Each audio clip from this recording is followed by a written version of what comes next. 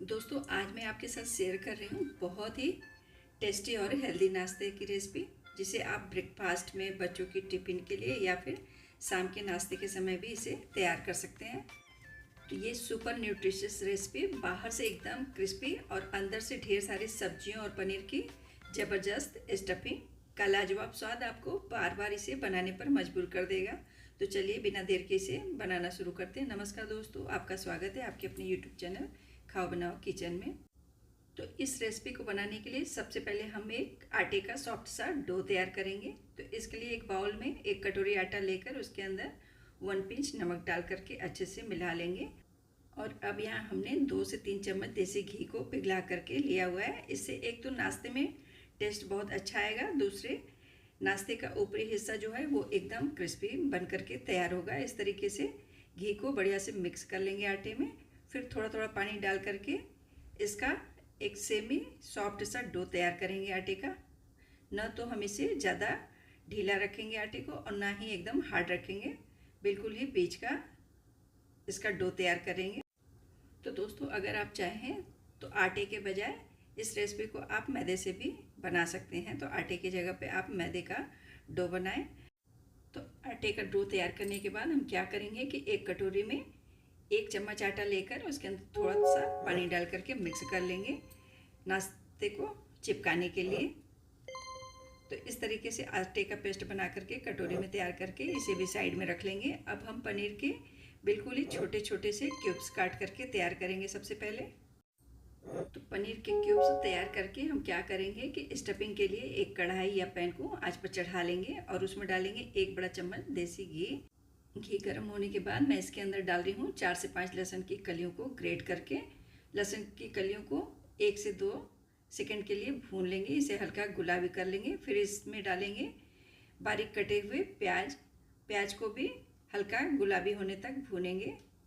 तो यहाँ हमने प्याज को भी बहुत ज़्यादा नहीं पकाना है, बस 1 से 2 मिनट हाई फ्लेम पर ही इसे पकाना है ताकि प्याज का भी क्रंच बना रहे। तो प्याज के साथ में ही हमने चौथाई कटोरी कॉर्न को भी दरदरा करके मिक्स किया हुआ है। तो प्याज के साथ में कॉर्न को भी हल्का सा पका लेंगे। और अब मिक्स करेंगे गाजर।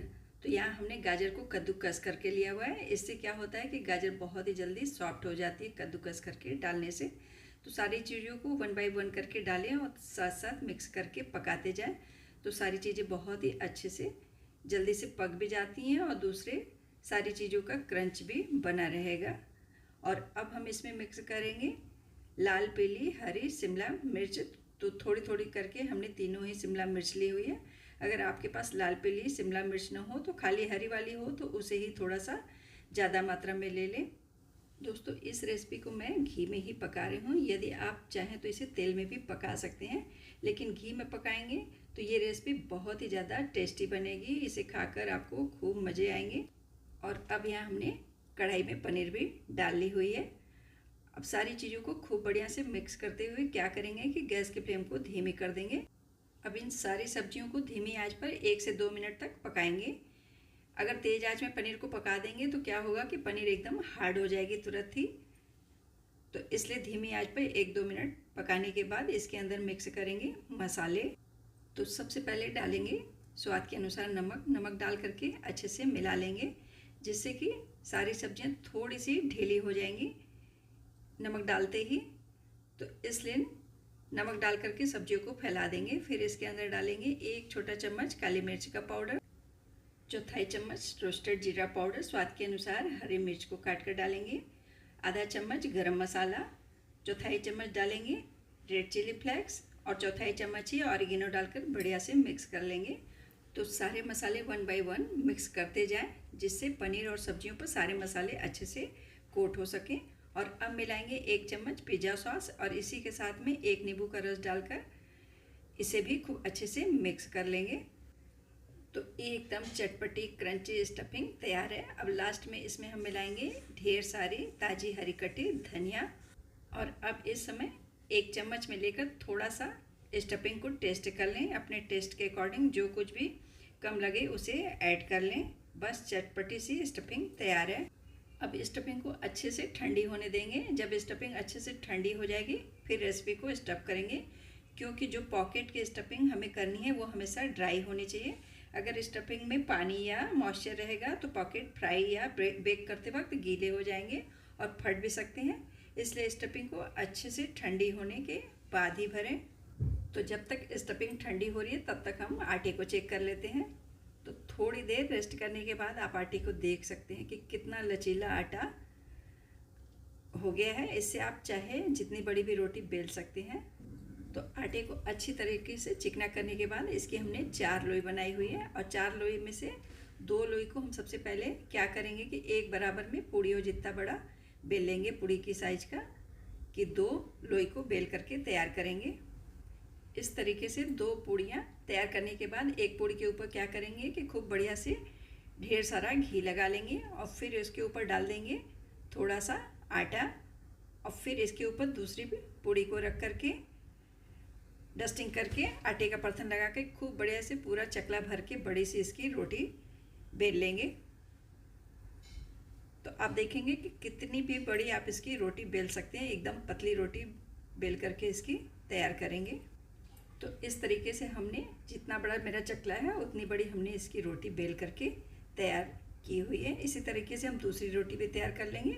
अब एक तवे पे इस रोटी को डाल करके क्या करेंगे कि हम इसे अलट पलट करके सेक लेंगे। तो बस इसे हम तवे पे ही किसी कपड़े से दबा दबा करके सेक लेंगे। तो सेकते सेकते ही आप देखेंगे कि दोनों रोटी अलग होने लग जाएगी। इसी तरह से हम अपनी चारों ही रोटी तैयार कर लेंगे। तो अब हम दूसरी रोटी को भी डाल करके बिल्कुल ही सेम तरीके से सेक करके तैयार कर लेंगे। तो रोटी को हम सेकते समय थोड़ी सॉफ्ट ही रखेंगे, बहुत ही ज़्यादा चित्ती वाली रोटी नहीं सेकनी है। देखा आपने कितनी आसानी से दोनों रोटियां अलग हो जा रही हैं। इस तरीके से हम रोटी को तैयार कर लेंगे। एकदम पतली पतली इस तरीके से रोटी को तैयार करना है इस रेसिपी के लिए। और अब हम क्या करेंगे कि आंच पर एक पैन को रख देंगे इस रेसिपी को बेक करने के लिए। और पैन के अंदर डाल देंगे 1 से 1.5 चम्मच घी। जब तक घी गर्म होगा तब तक हम रेसिपी की स्टफिंग कर लेंगे, क्योंकि स्टफिंग भी ठंडी हो गई है अब। तो इसके लिए एक रोटी को लेकर 4 से 5 चम्मच स्टफिंग बढ़िया से रख लेंगे रोटी के बीच में। और पहले ऊपर से फोल्ड करके फिर लेफ़्ट राइट साइड को फोल्ड करेंगे और फिर नीचे वाली साइड में हल्का सा आटे का घोल लगाकर नीचे वाली साइड को भी फोल्ड करके दबा देंगे, जिससे स्टफिंग बाहर ना आए। एकदम लिफाफे की तरह से ये सील हो जाएगी। तो अब इस पॉकेट को हम रख देंगे पैन के अंदर में। यहाँ हमने घी पहले ही गर्म होने के लिए रख दिया था, तो घी भी अच्छे से गर्म हो गया है। अब हम इसी तरह से दूसरी भी पॉकेट को तैयार कर लेंगे स्टफ करके। तो बस दूसरे का भी मुंह अच्छे से बंद करके इसे भी पैन के अंदर में रख देंगे और इसे अलटते पलटते हुए धीमी आंच पर एकदम क्रिस्पी होने तक सेकेंगे। तो इसे चारों ही ओर घुमा घुमा करके अलट पलट करके सेकेंगे।